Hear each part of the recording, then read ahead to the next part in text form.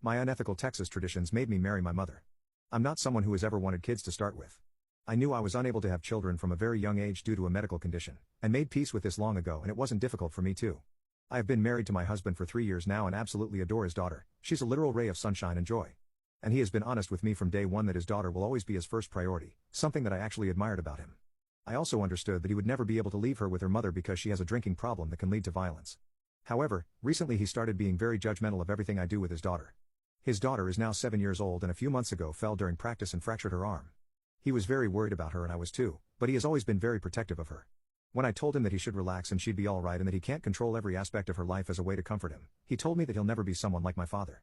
That was something that really hurt me, but I let it slide. After this incident, he started throwing comments here and there about how I'm being careless with her, how I'm not fit to be around her, or how I sometimes act so childish with her. A few days ago, I was going to pick her up from school but I was 15 minutes late due to a hold-up at work while he was out on a business trip.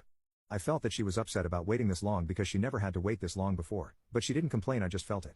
She was not as upbeat as she usually was, so I decided to cancel my plans for the weekend and spend some time with her.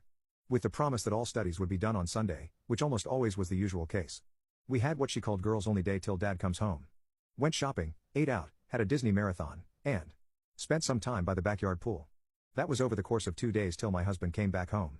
I told him what we did over the few days he was away, which I have of course mentioned over the phone when we talked or his daughter mentioned when he called her. However, his reaction was not what I expected one bit. His first words to me were, "Do you think you can be a proper mother figure for once in your life?" A sentence that till now still bothers me and echoes in my head. We had a big argument which ended with me saying that if he doesn't see me as a proper mother figure to his daughter, he should send her to live with her real mother. I still feel bad about that. Saying this, and I know that it would upset me to no end if he actually separated her from me.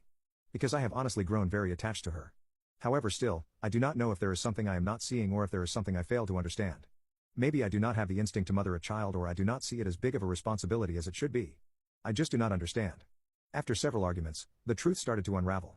The issue with his daughter has actually not been about the way I am with her, but a totally different thing. In short, he is not cheating on me, but he thinks I might have cheated on him.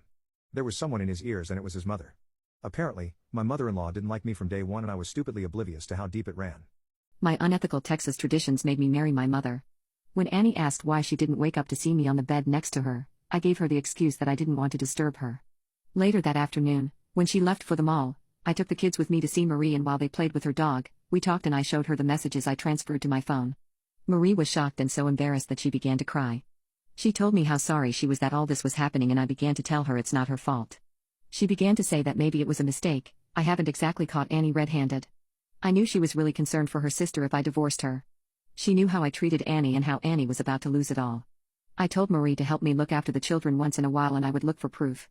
I also made Marie promise me that she would not tell Annie anything. I did just that. I would wait for Annie to leave her phone and then I connected it to mine so I got all her messages. The day she told me she would have a get-together with her girlfriends in the suburbs for 3 days, I agreed. I had already let go of any feelings for Annie at this point. She was a bad wife and an unfit mother who was never there with the kids. I knew the girlfriend's tale was a lie. She was going to meet with the Tim guy. I had asked Marie beforehand to help me get in contact with the man's wife after she said she saw his profile on Facebook. I texted the wife and we met up that day and I told and showed her everything. She said she already suspected it but had no proof. She said Tim told her he had to travel for business and would be back after 3 days.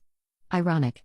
After 2 days, when Annie was supposed to return the next day and after I found out the location of Annie and Tim, I dropped the kids off with Marie's mother and hopped in my car with Marie and Tim's wife, driving to the hotel where my wife and the bastard were.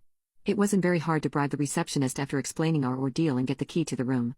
We all went to the door, Marie shaking, Tim's wife on the verge of tears, and me. I felt nothing but disgust and seething anger.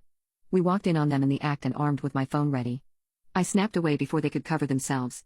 Annie began to beg. Marie walked up to her and slapped her while crying. "Why would you do this? You had everything. Look at what you've done to yourself and your kids." I left immediately with Marie, letting Tim's wife hit and yell at her unfaithful husband as she threatened divorce. I didn't bother to talk to Tim or Annie, who begged me. I just left. We drove in silence till I got to my house. That's when I let it all out for the last time. Screaming and crying in pain as Marie calmed me down. Once I was calm and with Marie watching, I sent the pictures and the chats to her mother and the contacts of the family members I knew. Posted it on the timeline of every single page she had. Marie apologized as though it was her fault, the innocent woman crying over her foolish sister. I didn't leave the house even as Marie went to bring the kids back. Annie didn't come home either, and there were a lot of messages on my phone from her family, but I ignored it. That night, Marie and I slept together. No, We didn't actually hook up, but we fell asleep on the couch together after putting the kids to bed. There was no reason to and no thoughts about it, but it was calming. The next day I contacted my lawyer to prepare the divorce papers. I had Annie's things moved to her parents' house. That afternoon she came begging and crying on her knees, blaming the devil, lust, Tim, anything but her. I threatened to call the police if she didn't leave. She didn't. She stayed there till evening when her parents came and used that opportunity to get in the house. They apologized on her behalf as well, but it wasn't their fault. They understood my decision to leave her and begged that they be able to see their grandchildren when everything was over. They were very disappointed in Annie, everyone was. When Annie saw Marie in the house, she began to say it was all her sister's plan from the beginning.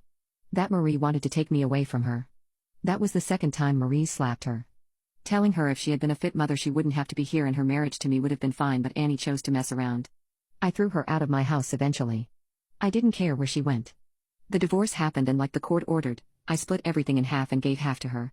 I moved with Marie for a while as per her request as I searched for a house, possibly in another state. Thankfully the kids did not miss a mother that was never there. They were too young anyway, they felt better being with their Aunt Marie. Things settled after a few months and I was on my feet again, mentally. I didn't care where or what Annie did and I haven't seen her since, but the times I did, she would burst into tears begging. Marie, like I said, was an amazing woman and just what I needed in my life. She brought me peace and healed me, and after 2 years we were together, then engaged and about to get married. She has been the best thing that has ever happened to me. Even though I was in an insane amount of time, I can't help but look back on what happened as a good thing, because I would never meet the actual true love of my life. I love you, Marie.